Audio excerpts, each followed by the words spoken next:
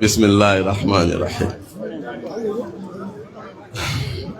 Baba rí pé mo mí kalẹ̀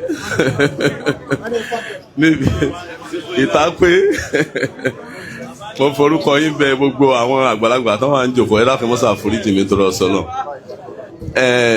Ìgbà tí ń bọ̀ wá bí mo pàdé ọ̀gá mi Professor Abdullatif ẹgbẹ́ wọlé mo á ní ẹ dákun ṣe ẹ yọ̀ǹda pé àwọn níbẹ̀ làwọn náà ń lọ ó sì dùn mọ́ mi bẹ́ẹ̀ ọlọ́mọ́sá san yín lẹ́san dáadáa. Jàmáà adúpẹ́ lọ́dọ̀ Ọlọ́run nǹkan tí gọ́vnọ̀ pàdé mo jíṣẹ́ fún àwọn àfáwà Grand Cadi wọ́n lè yàn àwọn ni mo jíṣẹ́ fún yín lánàá but nígbà tá a tún wá sọ pé à ń bọ̀ lónìí wọ́n tún wá ní kí n jíṣẹ́ yẹn kí n tó fi iṣẹ́ àwọn rán jíṣẹ́ fún yín. Number 1 àkọ́kọ́ ń bẹ̀ ni pé àmọ̀ dúpẹ́ lọ́dọ̀ Ọlọ́run lọ́rin àmọ̀ dúpẹ́ lọ́dọ̀ Ọlọ́run lọ́rin. Tẹ́lẹ̀ náà gbogbo àwọn tó bí wa máa ń sọ pé tí gbogbo nǹkan bá dàrú tí ń dàrú nílùú kọ̀ọ̀kan ní gbogbo ìgbìlẹ̀ ayé nílẹ̀ Yorùbá ń bí kọ́dà lókè ọya wọ́n ní ẹ lọ lọ́rin tẹ́ bá dé lọ́rin kọ́dà wọ́n máa ń júwe pé títí ẹyọ kankan ń bẹ tó líǹkì gbogbo àwọn àfáà lọ́rin yìí papọ̀ inú títí àárín títí wọn gangan mọ́ wáyé Ọlọ́run dákun mọ́ jẹ́ títán tán lọ́rin o ọlá nàbí Muhammad sallallahu.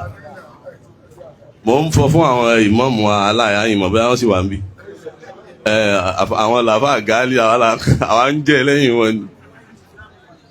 Mo ní nǹkan báyìí ni wọ́n sọ fún mi pé kí n wá sí wọ́n á ní kí n wo àmútọ́ wà ń tà yẹn táwọn èèyàn bá fẹ́ ṣe fúsárì wọ́n á ní ṣé ǹjọ́ mi kú bẹ́ẹ̀ ó bù ṣe language wọn kò sẹ́ńtọ́ pọ̀ ó bù ṣe àbọ̀tán tán bá wá lọ́tán yányán ọ parí pátápátá ẹ̀ lé kọ́nà àwọn bá fẹ́ fúsárì ẹ̀ lè rómi bẹ́ẹ̀ ọlọ́mọ sọ̀rọ̀ lọ́rin bẹ́ẹ̀ Ọlọ́run ṣe rí bí ńgbà tá a dé bí n tá à ń kọ́kọ́ ń rò ní pé ta la bà níbo la ti bẹ̀rẹ̀ bá a ṣe wọlé tá a rí ìjókòó ẹni tó jókòó pẹ̀lú àbúrò yẹn àti aṣọ funfun tí wọ́n fi borí yẹn ẹnìkan kan kọ́kọ́ dáùtù wọn ni so bó ṣe rọrùn tó rè la ilaha illallah muhammad rasulullah àṣé ó lè rọrùn báyìí àmọ́ àwọn tí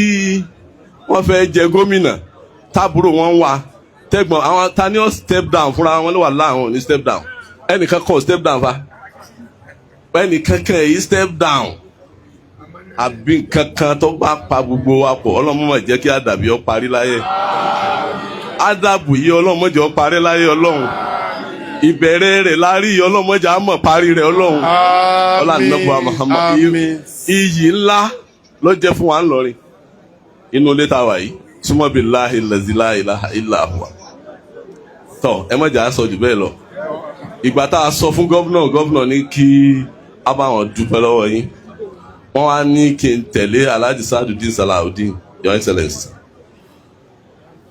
ká sì ṣe ká fún wọn ní 10 million naira nínú ilé ọlọ́mọsáàbù salatu ala nabi karim. Ẹ dákun ẹ gbọ́ Ọlọ́run tóbi.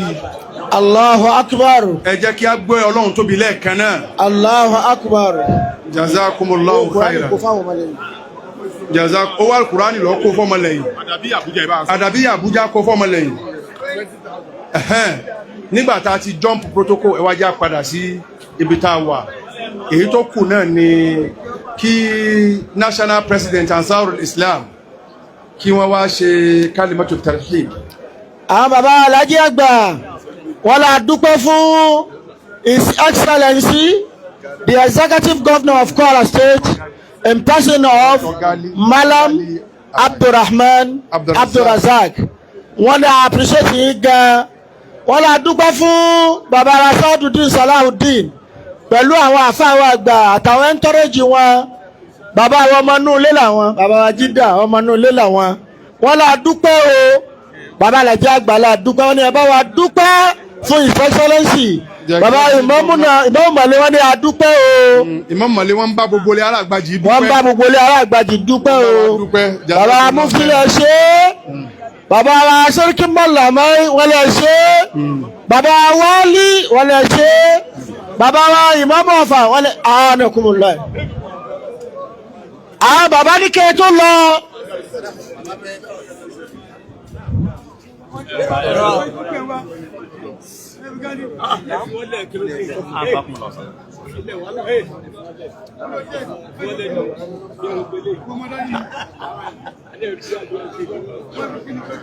àwọn bàbá wa Alhaji Agba ẹ dákun wọ́n ní kí n jíṣẹ́ báyìí pé gbogbo àwa representative executive governor of Kwara State Malam Abdurrahman Abdurrazak wọ́n láwọn bẹ̀ yín torí Ọlọ́run kẹ́ padà sórí ìjókòó wọ́n ní ẹ má ti lọ bàbá ní ẹ má ti lọ.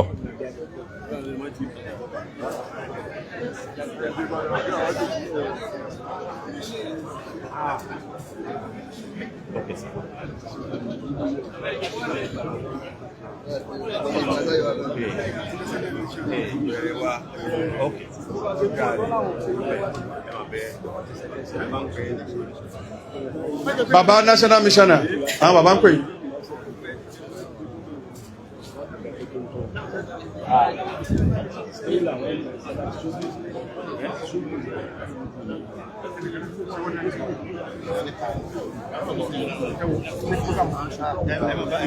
Tọ́ àwọn bàbá ti rán bàbá grand card àti national missioner sí àwọn representative. àwọn bàbá wa Alhaji Agba grand card bàbá Alhaji Agba ní kẹ́ jẹ́ iṣẹ́ náà sókè. wọ́n nítorí iṣẹ́ tí àwọn bàbá gómìnà rán sí àwọn bàbá Alhaji Agba wọ́n jẹ́ sókè. iṣẹ́ tí bàbá Alhaji Agba tí wọ́n wá rán sí gómìnà kí bàbá grand card náà ó jẹ́ sókè. ní orúkọ bàbá wa Khalifatul ADABY yìí ẹ dákun ẹ já wí bẹ́ẹ̀ lẹ́ẹ̀kan sí i.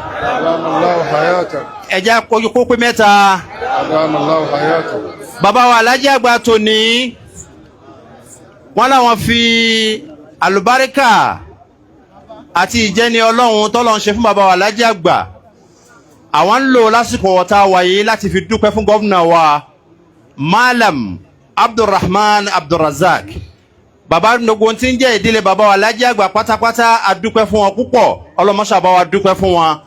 bàbá ní ọlọ́mọṣà bá pẹ̀lú yín ọlọ́kọ́mọ wà pẹ̀lú yín gbogbo ògbà kó bá wa dáàbò ẹ̀bùn yín. lẹ́yìn náà gbogbo tí ń jẹ́ representatives tẹ́ wá láti wá ṣojú gómìnà wa bàbá ní ká dúpẹ́ fún yín kọ́lọ́mọṣà dúpẹ́ fún yín. wọ́n ní bàbá ti wá jíṣẹ́ àwọn èmi àti National Mission of ANSARU Islam àwọn wá yọ̀ǹda yín bàtà bá wá jíṣẹ́ àwọn fún yín àmì ẹ̀ má ti dìde. wọ́n ní kí pèsè náà bismillah. wọ́n ní kẹ́ fi kún. anakumula. anakumula. wọ́n ní mọ̀. wọ́n ní irú tí bàbá grand card sọ yìí irú tí bàbá wa Gali tí wọ́n sọ yìí ló kọ bàbá gómìnà wọ́n lọ́rọ̀ kúbẹ̀ púpọ̀.